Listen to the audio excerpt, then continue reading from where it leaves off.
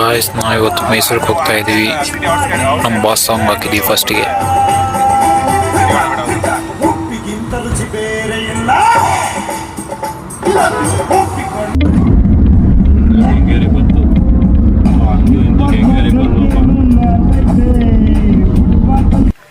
ಈ ಕೆಂಗೇರಿ ಬಸ್ ಟರ್ಮಿನಲ್ಲಿ ಜಾಸ್ತಿ ಕಳ್ಳರು ಇರ್ತಾರೆ ಗೈಸ್, ನೀವು ಹುಷಾರಾಗಿರ್ರಿ ಯಾವಾಗಾದ್ರೂ ಮೈಸೂರಿಗೆ ಹೋಗ್ಬೇಕಾದ್ರೆ. ಯಾಕಂದ್ರೆ ಹೋದ ವರ್ಷ ಇದೇ ಜಾಗದಲ್ಲಿ ನಾನು ಫೋನ್ ಕಳ್ಕೊಂಡಿದ್ದು. ಯಾರು ಮೆಟ್ರೋದಿಂದ ಬರ್ತಾ ಇದ್ದೆ, ನನ್ನ ಫೋನ್ ಸೆಕೆಂಡಲ್ಲಿ ಎತ್ಕೊಂಡ್ಬಿಟ್ಟಿದ್ರು ಯಾರು. ಅದಕ್ಕೆ ಸೊ ನೀವು ಹುಷಾರಾಗಿರಿ. ನಮ್ಮ ಫ್ರೆಂಡ್ ನೋಡಿ ಇವ್ನು ಅವನು ಚೆನ್ನಾಗಿ ಏನೋ ಇದು ಮಾಡ್ತಾವನೆ, ಅದು ತಗೊಳ್ರಿ ಅಂತ ಅವ್ನ ಹಿಂದೆ ಹೋಗ್ತಾವನೆ.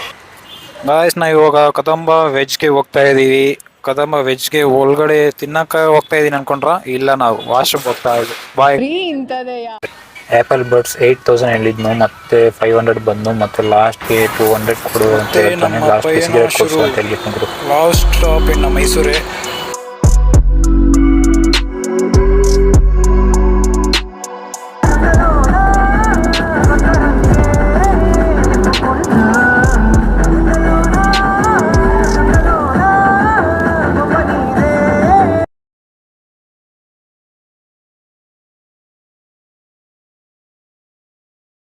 ನಮಗೆ ಎಲ್ಲೂ ರೂಮೇ ಸಿಗ್ತಾ ಇಲ್ಲ.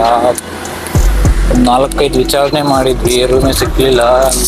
ಏನ್ ಮಾಡೋದು ಅಂತ ಗೊತ್ತಾಗ್ಲಿಲ್ಲ. ಅದಕ್ಕೆ ರೋಡ್ ಮೇಲೆ ನಡ್ಕೊಂಡು ಹೋಗ್ತಾ ಇದ್ವಿ, ಹುಡ್ಕೊಂಡು ಹೋಗ್ತಾ ಇದ್ವಿ. ನಮ್ಮ ಫ್ರೆಂಡ್ಸು ನಾನು ಸೇರ್ಕೊಂಡು ನೋಡಿ ಹುಡ್ಕೊಂಡು ಹೋಗ್ತಾ ಇದ್ವಿ ರೋಡ್ ಮೇಲೆ.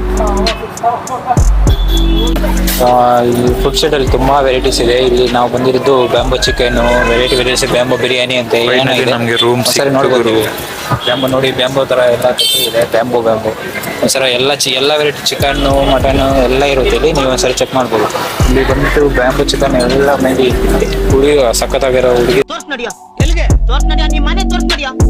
ನಾನೇ ಮನೆ ಕಳ್ದ ಹೋಯ್ತೀನಿ ಅಂತ ಮನೆ ಹುಡುಕ್ತಾ ಇದ್ದೀನಿ. ಇವನ ಮನೆ ಕರ್ಕೊಂಡು ಹೋಗ್ಬೇಕಂತ. ಹೌದು ಇದಾರೆ ಫಿಶಸ್ ಎಲ್ಲ ವೆರೈಟಿ ಫುಡ್ಸು. ಅದಕ್ಕೆ ಮೇ ಬಿ ಇದು ಮೈಸೂರಿನ foods. Good morning Mysuru. Hi guys, ನಾವು ಇವತ್ತು ನೈಟ್ ರೂಮ್ ತಗೊಂಡಿದ್ದೀವಿ. ನೈಟ್